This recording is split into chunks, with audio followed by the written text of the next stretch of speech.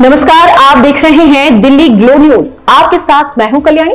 शुरुआत करते हैं आज की खास खबरों से। सपा नेता धर्मेंद्र यादव ने कहा कि हमने मेल किया है कि जिसकी कॉपी सबके पास है, तब भी चुनाव आयोग को नहीं दिख रहा है तो इसमें किसी और का दोष नहीं है, ये चुनाव आयोग की शुद्ध बेईमानी है।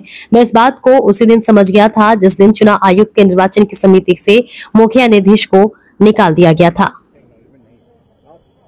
अब कैसे एक्नॉलेजमेंट नहीं है?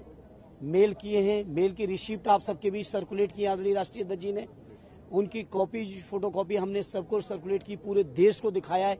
अब तब भी चुनाव आयोग को नहीं दिख रहा है।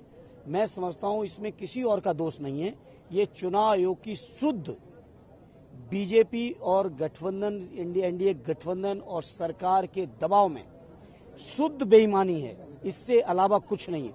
और मैं तो इस बात को उसी दिन समझ गया था कि चुनाव आयोग भविष्य में बेईमान होगा जिस दिन चुनाव आयोग के जो निर्वाचन की समिति है, उस समिति से सर्वोच्च न्यायालय के मुख्य न्यायाधीश महोदय को निकाला गया था।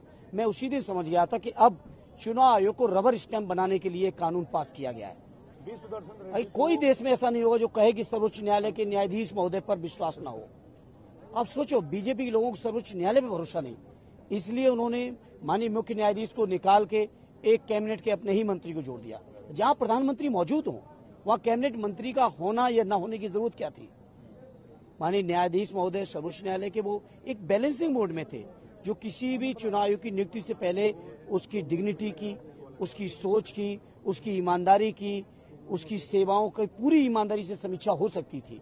हो सकता है सरकार और विपक्ष में तो कभी मतभेद हो, प्रधानमंत्री और लीडर पोजीशन में, लेकिन वो एक बैलेंसिंग मोड में थे जो एक बेहतर व्यक्ति को चुन सकते थे।